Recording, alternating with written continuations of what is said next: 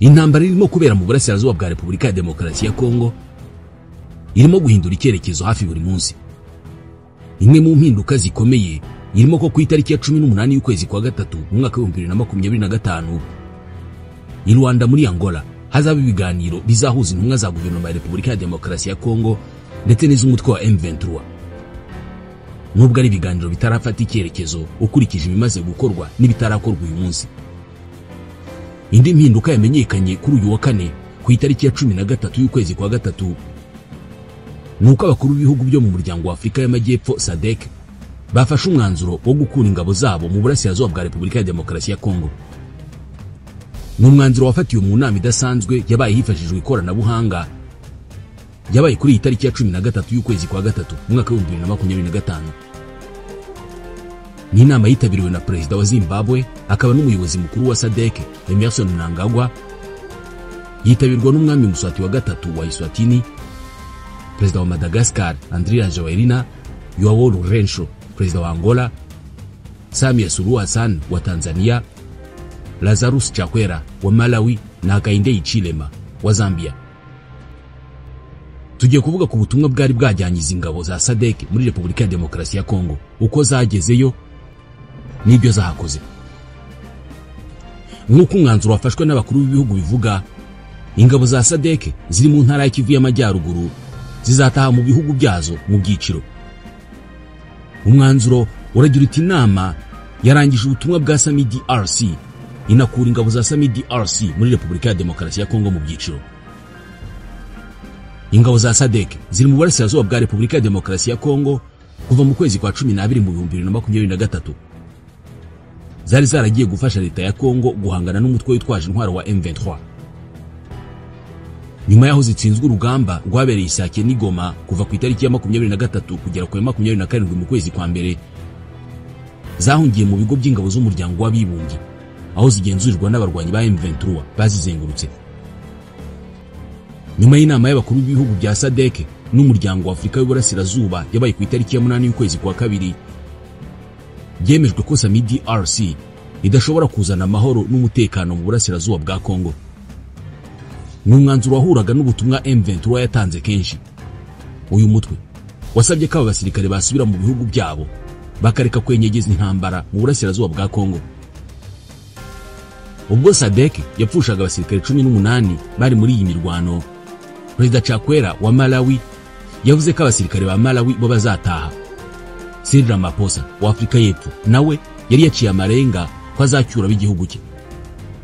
Umugaba mukuru w'abarwanyi ba M23 General Major Sultan Makenga ku itariki ya 12 y'ukwezi kwa gatatu yavuze ko abasirikare ba SADC bemerewe gusubira mu bihugu byabo igihe babishakiye. Yavuze ko abasirikare b'umuryango wa Afrika y'Amajyepfo bari muri Repubulika ya Demokarasi ya Kongo ngo bemerewe kwisanzura ariko badafite intwaro. N'abasirikare barenga 1000 baba mu bigo bitandukanye by'ingabo z'umuryango w'abibumbye kuva mu mpera z'ukwezi kwa mbere muri uyu mwaka. Abarwanyi ba M23 babagenzura nyuma yo kubatsinda mu rugamba rwabereye Isake no mu nkengero z'umujyi wa Goma. Mu kiganiro na Alain Destex wabaye senateur mu Bubiligi n'umunyamabanga mukuru w'umuryango w'abaganga batagira umupaka, General Major Sultan Makenga yabajijwe niba abasirikare baturutse muri Afrika y'Epfo, Tanzania na Malawi ari imfungwa z'intambara. Maze Makenga asubiza ko abasirikare bemerewe gutembera mu bwisanzure ariko badafite intwaro. Agaragaza ko M23 ishaka ko basubira mu bihugu byabo bagahagarika ubufatanye n'ingabo za Kongo. Kuri bamwe mu mpuguke muri politike y'aka karere banakurikirana igiye intambara, kuba SADC kera kabaye ifashe icyemezo cyo gukura ingabo zayo muri Repubulika ya Demokarasi ya Kongo ni ikimenyetso kandi n'intambwe ya mbere yuko amahoro ashobora kugaruka mu burasirazuba bwa Kongo. M23 yafashe umujyi wa Goma ku itariki ya 27 y'ukwezi kwa mbere muri uyu mwaka nyuma y'urugamba barwanye mu minsi 3 rwabereye mu nkengero z'uyu mujyi n'ahitwa Isake. Nyuma ya Goma ku itariki ya 16 y'ukwezi kwa kabiri, M23 yafashe Bukavu mu ntara ya Kivu y'Amajyepfo. Nyuma yo gufatwa kwa Goma habaye byinshi mu kwezi kumwe n'igice gushize kuri izi ngabo za SADC zasorejwe ubutumwa muri Repubulika ya Demokarasi ya Kongo. Mu ncamake Abasirikare b'umuryango SADC mu butumwa bwiswe SAMIDRC bagiye mu burasirazuba bwa Repubulika ya Demokarasi ya Kongo basimbura ingabo z'umuryango wa Afurika y'Uburasirazuba. Icyo gihe bagiye bisabwe na Perezida Felix Tshisekedi wari umaze kwirukana izi ngabo z'umuryango wa Afurika y'Uburasirazuba. Izi ngabo zagiye muri Kongo Perezida Tshisekedi azizeyeho kwinjira mu ntambara byeruye zigahangana n'umutwe wa M23 kubera ko ingabo za Afurika y'Uburasirazuba zo ngo ntabwo zakoze ibyo ngibyo. Izi ngo ubutumwa bwazo bwari uguhagarara hagati y'impande zarwanaga igisirikare cya FARDC n'abarwanyi ba M23, ariko Perezida Tshisekedi ngo ntabwo yabyemeye, afata umwanzuro wo kubirukana. Icyo gihe umuryango w'ibihugu bya Afurika y'Amajyepfo SADC wavuze ko wohereje ingabo mu burasirazuba bwa Kongo zizafatanya n'icyo gihugu guhangana n'imitwe yitwaje intwaro. Itangazo rya SADC icyo gihe ryavuga ko izo ngabo zoherejwe muri Kongo ku itariki ya 15 y'ukwa 12 mu 2023 zifite intego yo kugarura amahoro n'umutekano mu burasirazuba bwa Kongo. Ubutumwa bw'izi ngabo bwahawe izina rya SAMIDRC. Icyemezo cyo kuzohereza cyafatiwe mu nama idasanzwe yabereye i Windhoek muri Namibia ku itariki ya 8 y'ukwa 5 mu 2023. Izi ngabo nk'uko itangazo ryabivugaga zari zigizwe n'abasirikari batanzwe na Malawi, Afurika y'Epfo na Tanzania, bakaba bari kumwe na bamwe mu basirikari ba leta ya Kongo. Bari bahawe ubutumwa bwo kuzakorana n'igisirikare cya Kongo mu kurwanya imitwe yitwaje intwaro mu burasirazuba bwa Kongo. SADC yavuze ko izo ngabo zari ziyobowe na Major General Monwabisi Diakopo wo muri Afurika y'Epfo. Iryo tangazo ryavuga ko izi ngabo zoherejwe muri Kongo hagendewe ku masezerano ahari yo gutabarana igihe hari umunyamuryango watewe. Ni amasezerano yemejwe mu 2003.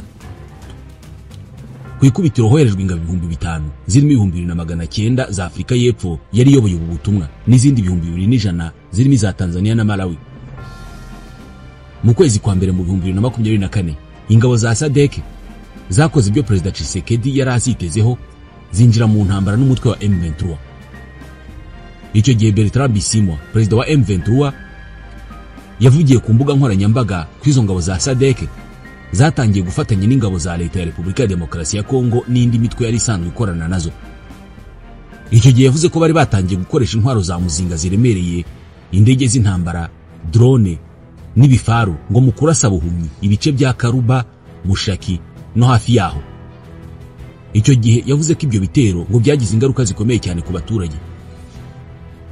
Mu kwezi kwa gatandatu mu 2024 umuryango wa Afurika y'Amajyepfo SADC wongereye ingabo zawo mu ntara ya Kivu y'Amajyaruguru muri Repubulika ya Demokarasi ya Kongo zirenga 9,000. Icyo gihe ziyemeje gufasha ingabo za Kongo guhangana n'umutwe witwaje intwaro wa M23 wari umaze gufata ibice byinshi byo muri Kivu y'Amajyaruguru. Gusa ntabwo ingabo za SADC zigeze zoroherwa mu ntambara kubera ko umutwe wa M23 wari utandukanye cyane n'uwo bahanganye mu 2013. Byihuse mu mirwano ya mbere abasirikare ba SADC benshi ku rugamba baratsinzwe, bamwe barapfa abandi bafatwa ari bazima. Byageze mu kwezi kwa gatandatu Afurika y'Epfo imaze gupfusha abasirikare bagera kuri 3 bapfiriye muri Repubulika ya Demokarasi ya Kongo. Muri bo harimo Kapiteni Simon Mkulu Bobe na Caporal Irvin Tabang Semono bishwe n'igisasu mu kwezi kwa kabiri. Naho Sergeant Bulelo David Ngubane yapfuye mu kwa gatanu mu 2024. Mu mirwano uyu Sergeant Ngubane yapfiriyemo, abarwanyi ba M23 bavuze ko basenye ibifaru 4 bya SAMIDRC, bafata ibindi 2 n'ikamyo ya Iveco itwara abasirikare. Hari abandi basirikare 3 ba Tanzania bishwe ubwo igisasu cyagwaga hafi y'ikigo cyabo mu kwezi kwa 4 mu 2024. Uwo munsi hakomeretsa abandi 3. Abarwanyi ba M23 mu ntangiriro z'ukwa gatandatu mu 2024 kandi bafashe mpiri abasirikare 4 ba Afurika y'Epfo baguye mu mutego wabo mu gace ka Kimoka muri teritori ya Masisi. Aba biyongereye ku bandi bivugwa ko bafashwe mu bihe bitandukanye. Icyo gihe ikinyamakuru Africa Intelligence ku itariki ya 26 y'ukwa gatandatu mu 2024 cyavuze ko mu rwego rwo gutegura bundi bushya urugamba rwo kurwanya M23 SADC yohereje izindi ngabo igoma ziva ku 5,000 zari zisanzwe muri Kivu y'Amajyaruguru zigera hafi ku 8,000. Icyo gihe Afurika y'Epfo yongiyeho ingabo 2,600 Tanzania yongeraho 750, Malawi yongeraho 1000. Ariko ibi byose ntabwo byakanze umutwe wa M23, ahubwo watangiye kubarwanya bikomeye. Mu ntambara yo mu mwaka wa 2024 umutwe wa M23 ntabwo watinye ingabo za SAMIDRC ku buryo aho bahanganiye hose uyu mutwe wihagazeho, bituma ingabo za SADC zihindura uburyo bw'imirwanire aribwo bwo kurasira kure ibisasu biremereye kuri uyu mutwe.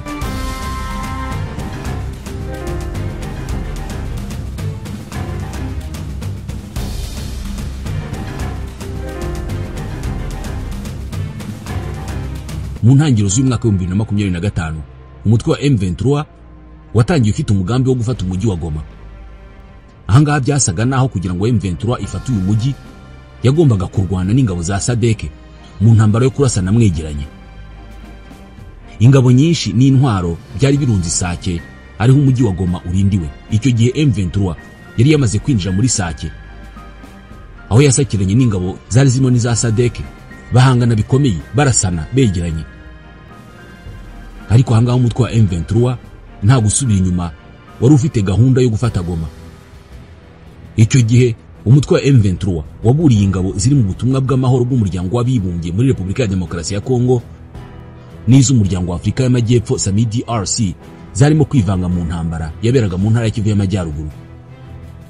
Ku itariki ya 23 y'ukwa mbere ubwo abarwanyi ba M23 binjiraga rwagati mu mujyi wa Sake bahangana n'ihuriro ry'ingabo za Repubulika ya Demokarasi ya Kongo, izi ngabo zatangiye guhunga zisubira inyuma zigaruka zigwanisha indege z'intambara.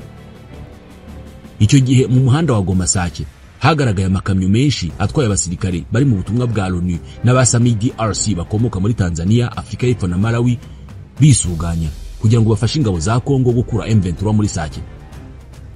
Umuvugizi wa M23 mu rwego rwa politike Lawrence Kanyuka kuri iyo tariki ya 23 y'ukwa mbere yavuze ko ibimenyetso byose bigaragaza ko abasirikare ba MONUSCO na SAMIDRC bitegura gufasha ihuriro rya leta ya Repubulika ya Demokarasi ya Kongo mu kurwanya uyu mutwe. Abamenyesha ko uyu mutwe witeguye guhangana nabo. Ku ya 24 Kanyuka yavuze ko ingabo za LONU na SAMIDRC ngo birengagije umuburo yatanze, bajya gukorana n'ihuriro ry'ingabo z'abajenosideri rikunze kugaba ibitero mu bice bituwemo n'abaturage. Yabujije abasirikare ba MONUSCO na SAMIDRC kwivanga muri iyi ntambara, abasubiriramo ko M23 yiteguye gukoresha uburenganzira bwose ifite bwo kwirwanaho. Icyo gihe yaragize ati kubw'ibyo dushimangiye ko kwivanga, gukorana cyangwa se gutanga ubufasha mu buryo butaziguye cyangwa buziguye kw'izi ngabo za LONU na SADC kuzatuma abarwanyi bacu bakoresha uburenganzira bwose bafite bwo kwirwanaho.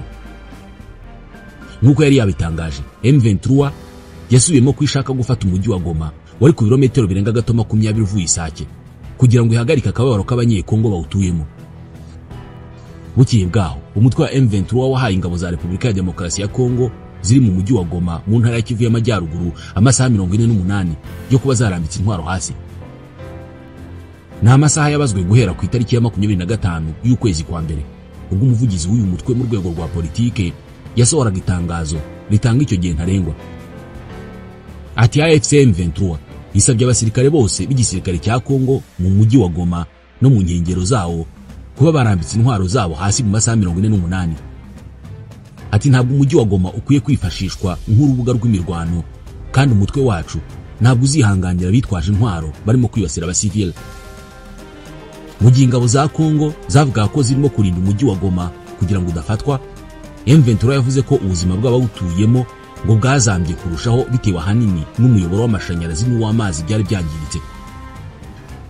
Ku ya 26 y'ukwa mbere abarwanyi ba M23 binjiye mu mujyi wa Goma bafata za quartiers zitandukanye, maze ingabo za SADC mwihangana na M23 zitsindwa urwo rugamba ndetse zitakaza abagera kuri 18 barimo abanyafrika y'Epfo 14, abanyamarawi 2 n'abanyatanzania 2, maze zizamura igitambaro cy'umweru kigaragaza ko zishyize intwaro hasi.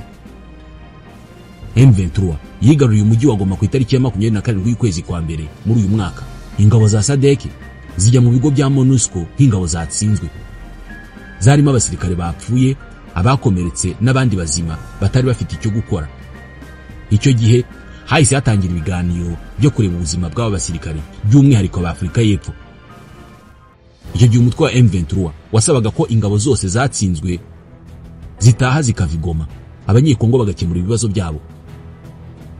Abahereweho n'abasirikare b'abacanshuro b'abanyarumaniya baciye Rubavu, bafatwa na za bus zabajyanye ku kibuga cy'indege Kanombe basubira iwabo. Ingabo za SADC zo ntabwo zashakaga gutaha kubera ko zavuga ko ziri mu butumwa bw'amahoro mu burasirazuba bwa Repubulika ya Demokarasi ya Kongo. Ariko umutwe wa M23 washakaga ko izi ngabo ziva muri Kongo, ndetse bari bahawe inzira mu Rwanda, ariko inzira barayanga bavuga ko byaba ari igisebo. Ibihugu byo muri SADC by'umwihariko Afurika y'Epfo byararakaye cyane. Afurika y'Epfo yashinje u Rwanda kuba ari rwo rwarashe ingabo zayo. Ibi ngibi biteza ikibazo gikomeye hagati y'ibihugu byombi. Nyuma yaha ubuzima bw'ingabo za SADC bwabaye ingingo igarukwaho na buri wese, aho zari ziri mu bigo, ndetse umuryango wa SADC by'umwihariko Afurika y'Epfo utangira gukora ibishoboka byose kugira ngo abasirikare bayo babeho neza, ariko utaganiriye na M23. Gusa birangira ucishije make, uyu muryango ujya mu biganiro na M23, maze birangira ku itariki ya 7 y'ukwa kabiri muri uyu mwaka. Noneho imirambo y'abasirikare ba SADC bapfiriye ku rugamba bacishijwe mu Rwanda, bajyanwa muri Uganda, aho bavanywe n'indege zibajyana mu bihugu byabo. Nyuma y'ibindi biganiro, ingabo za SADC zari ziganjemo abakomerekeye ku rugamba n'abagore batwite, nabo banyuze mu Rwanda barataha ku itariki ya 24 y'ukwa kabiri. Abasirikare batashye barenga 190 bakomerekeye ku rugamba ubwo bari bahanganye n'umutwe wa M23 mu bice bya Sake na Goma. Umubare munini ni Abafurika y'Epfo, ariko harimo abandi bo muri Tanzania na Malawi. Abafurika y'Epfo bari 129, aba Malawi ari 40, mu gihe aba Tanzania bari 25. Nyuma rero y'iminsi mike nibwo ubutumwa bwa SADC bwari bumaze amezi 15 muri Repubulika ya Demokarasi ya Kongo nabwo bwashyizweho umusozo.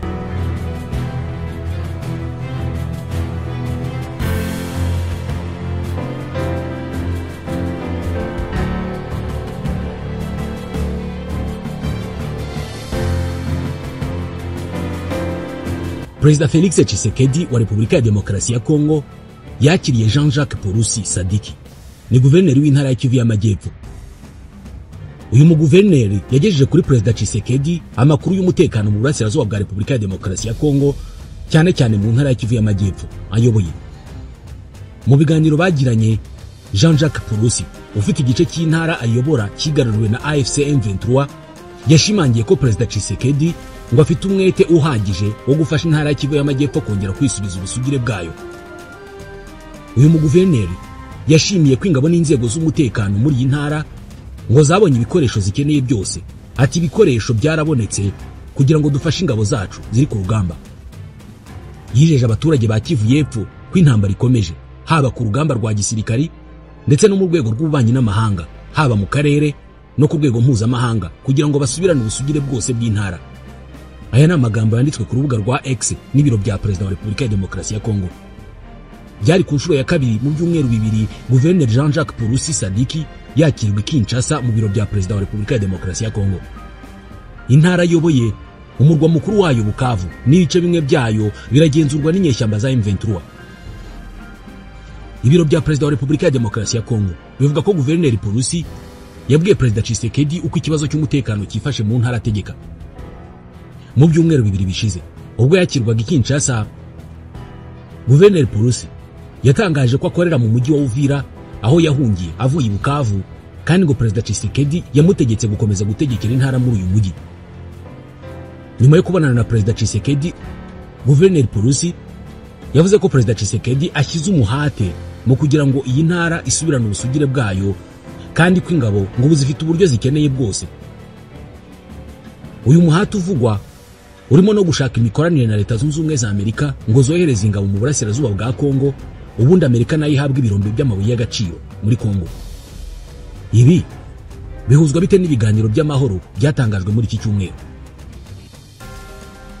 Jean-Jacques Purusi Sadiki ni guverineri wa Kivu y'Amajyepfo, ariko mu ntangiriro z'uku kwezi kwa gatatu AFC M23 yashyizeho Emmanuel Rwihimba Birato nka guverineri w'intara ya Kivu y'Amajyepfo n'abamwungirije babiri. Umutwe wa M23 ugenzura ibice bitandukanye muri teritwari za Kalehe, Kabare, Walungu, Uvira na Mwenga. Ni mu gihe uruhande rwa leta ya Kongo narwo rugenzura ibindi bice muri teritwari ya Uvira ndetse n'umujyi wa Uvira, Mwenga, Fizi na Shabunda. Guverineri Purusi yagiye Kinshasa mu gihe muri iki cyumweru havuzwe imirwano ikomeye muri teritwari za Walungu na Mwenga. Ibinyamakuru muri Repubulika ya Demokarasi ya Kongo bivuga ko nyuma y'imirwano ikomeye yabaye ku wa mbere no ku wa kabiri, ngo M23 yigaruriye ibice birimo Kaziba muri Walungu ndetse n'imidugudu itandukanye mu misozi ya Itombwe na Rurambo muri teritwari ya Mwenga. Hagati mu kwezi kwa kabiri, nyuma yo gufata umujyi muto wa Kamanyola uri mu majyaruguru ya teritwari ya Uvira, umutwe wa M23 ntabwo wakomeje iyo nzira y'ikibaya cya Rusizi ngo werekeze mu mujyi wa Uvira, umujyi wa kabiri w'intara. Ku itariki ya 27 y'ukwezi kwa kabiri, ubwo yari mu nama n'abaturage i Bukavu, Corneille Nangaa ukuriye AFC M23 yavuze ko mu minsi mike bazafata umujyi wa Uvira cyangwa se wa Kamituga, umujyi muto uzwi ku bucukuzi bw'amabuye y'agaciro muri teritwari ya Mwenga. Imirwano yakurikiyeho mu byumweru bike bishize yavuzwe ku nzira igana mu burengerazuba muri chefri ya Kaziba muri teritwari ya Walungu, na vuba ahangaha mu misozi ya Itombwe na Rurambo muri teritwari ya Mwenga. Ibitangazamakuru bitandukanye byemeza ko imirwano yo muri iki cyumweru muri ibyo bice yatumye abaturage babarirwa mu bihumbi bava mu byabo barahunga. Icyizere cyo guhagarara kw'imirwano ubu ngubu gihanzwe ibiganiro bishobora guhuza umutwe wa M23 n'uruhande rwa leta ya Kinshasa. Angola ivuga ko bizatangira mu cyumweru gitaha ku wa kabiri. Tina Salama ni umuvugizi wa Perezida Tshisekedi yabwiye ibiro ntaramakuru Reuters ko leta yakiriye ubutumire bwa Angola ariko ntabwo yemeje n'ibizitabira. M23 mu matangazo yayo ya mbere yakomeje gusaba no kwerekana ko yifuza ibiganiro na leta ya Kinshasa, ikavuga ko ariyo nzira yo gukemura aya makimbirane. Kuri ibi birebana no kuba ingabo za Kongo muri Kivu y'Amajyepfo zifite ibikoresho bihagije ngo bizazifasha kwisubiza ibice byose byafashwe na M23 n'umujyi wa Bukavu, iki gihugu muri iyi minsi kirimo gukora ibikorwa bitandukanye bigamije gushaka ibikoresho bya gisirikare ndetse no gushyigikirwa mu buryo bwa politike. Iki gihugu kirashaka kwegera leta zunze ubumwe za Amerika kugira ngo kibone ubufasha muri iyi ntambara. Nyuma yo kubona uburyo ubutegetsi bwa Donald Trump bwashakaga gushyigikira umubano mu by'ubucuruzi binyuze mu masezerano ashingiye ku mabuye y'agaciro hagati ya Ukraine na Amerika, Repubulika ya Demokarasi ya Kongo, igihugu nacyo cyicaye ku mutungo kamere mwinshi w'amabuye y'agaciro, kizera ko gishobora kugirana amasezerano yihariye na Washington, ubutegetsi bwa Amerika. Hari kandi amakuru avuga ko Donald Trump ngo ateganya gushyiraho sebukwe w'umukobwa we Tiffany mu myanya ikomeye mu karere k'ibiyaga binini. Umuvugizi wa leta ya Kongo, Patrick Muyaya, yemeje mu kiganiro Newsday cya BBC ko igihugu cye gishaka kwegera Amerika kikayiha amabuye y'agaciro menshi. Impamvu nuko Repubulika ya Demokarasi ya Kongo iri mu bibazo by'igisirikare. Inyeshyamba za M23 zimaze kwigarurira uduce tutari duke mu karere k'uburasirazuba bw'iki gihugu, igihugu gifite amabuye y'agaciro menshi. Ingabo z'akarere z'umuryango wa Afurika y'Uburasirazuba zasimbuwe n'izo muryango w'iterambere muri Afurika y'Amajyepfo SADC zari zaroherejwe kugira ngo zifashe leta ya Kongo, ariko zasanze zidashoboye kurwanya inyeshyamba za M23. Ubu M23 iravuga ko ishaka gukomeza isatira ikerekeza mu burengerazuba kugira ngo ifate umujyi wa Kinshasa. Kubera ibi bibazo, ntabwo bitangaje ko Perezida Tshisekedi yaba arimo gushaka uburyo bwo kwishakira ubutabazi. Ku itariki ya 22 y'ukwezi kwa kabiri, Perezida Tshisekedi yaganiriye n'ikinyamakuru New York Times avuga ko ubutegetsi bwa Donald Trump bwerekanye ko bushaka amasezerano ashingiye ku mabuye y'agaciro. Umunsi umwe mbere yaho, ishyirahamwe Africa US Business Council ryandikiye umunyamabanga wa Amerika ushinzwe ububanyi n'amahanga Marco Rubio risobanura amasezerano ashobora kuba mu bufatanye mu by'ubukungu n'igisirikare hagati ya Kongo na Amerika. Amerika izungukira iki muri aya masezerano? Repubulika ya Demokarasi ya Kongo ifite amabuye y'agaciro abarirwa amafaranga miliyoni 25,000 z'amadolari ya Amerika. Amabuye ataracukurwa harimo cobalt, zahabu n'ayandi. Ubu nicyo gihugu cya mbere ku isi gitanga amabuye ya cobalt ashakwa cyane mu bijyanye n'ubuhanga bwa none, harimo mu gukora amabateri y'imodoka zikoresha umuriro w'amashanyarazi. Gusa igice kinini cy'aya mabuye cyerekeza mu Bushinwa. Repubulika ya Demokarasi ya Kongo ifite kandi amabuye atari make ya lithium, tantalum na uranium, nayo akenerwa cyane mu bya gisirikare.